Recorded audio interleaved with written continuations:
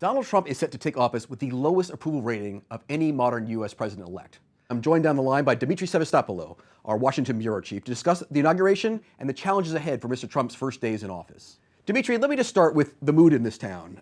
This is a Democratic city, used to 8 years of a President Obama.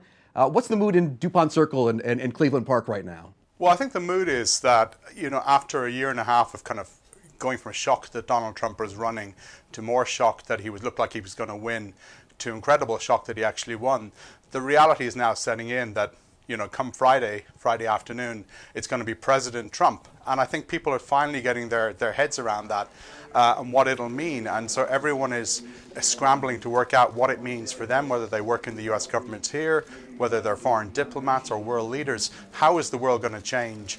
And is the Donald Trump that we've seen for the last year and a half going to be the Donald Trump that we have from next week? And we've got 3 more days and then we're going to start finding out. Let me ask you about the polls, because as with everything Trumpian, the polls have been controversial. Obviously, they got it wrong during the election campaign. We do have him now in the low 40s approval ratings, which is the lowest, as I said, of any modern president coming into office. He has dismissed the polls as fake polls. What do the polls tell us? What should we extrapolate from them? And what do they say about his ability to push through legislation in his first few months in office? Well, I guess the first thing to say is that, up until the election, both Hillary Clinton and Donald Trump together had the most unfavorable ratings of any presidential candidate in modern history. So they both started off more or less in the same place. Donald Trump won. Since the election on November 8th, several things have happened. I think his poll numbers have declined further since the election, which is actually very unusual. Normally, the president-elect sees a bump in their poll numbers. And one of the main reasons for that is that Donald Trump, until very recently, refused to accept the conclusion of the US intelligence community that Russia was behind a series of cyber attacks on the Democratic National Committee in Washington and other parts of the American government.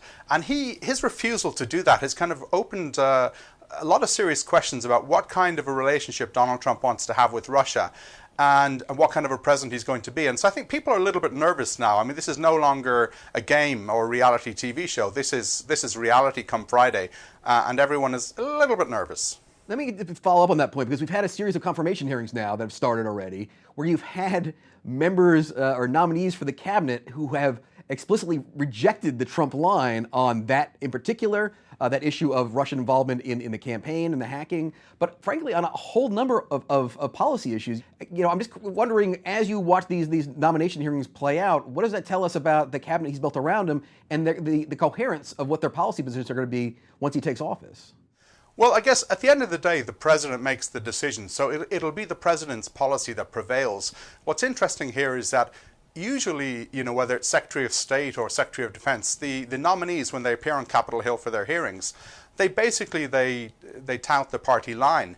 In this case, Rex Tillerson, who's the nominee to be Secretary of State, he's quite controversial because he was the head of Exxon and he had very close relations with Vladimir Putin. But he basically said that he hadn't had a conversation with Donald Trump about Russia. So whatever he says about Russia policy during his confirmation hearing, we have no idea whether that's what Donald Trump is going to do. I mean, that may be Tillerson's advice to Trump, and maybe these nominees are telling us what they're going to advise the president, but it doesn't really tell us what the president's going to do. It also shows that there's a kind of a lack of coordination going on here. And what's interesting is the Trump administration have put in place very quickly its nominees for the big jobs for defense, homeland security, Secretary of State, Attorney General. But beyond that, the kind of deputy secretary level and the senior positions just below that, we've had very few names have been publicized, and no one really knows who's going to form the backbone of the administration once they take over on Friday. And that is raising a lot of concerns too. One last question, Demetri. I was just listing here a whole series of controversies that have come up in recent weeks. We talked about the Russia issue. We've had the confirmation issues. We've had protesters who are coming over the weekend. We had a fight between Trump and one of the leading U.S. civil rights leaders. Still the conflict of interest issue. He's coming into office again with controversies we haven't seen, frankly, since the Clinton administration. Obama was pretty scandal-free. What, again, is that going to hamper his ability to get things done?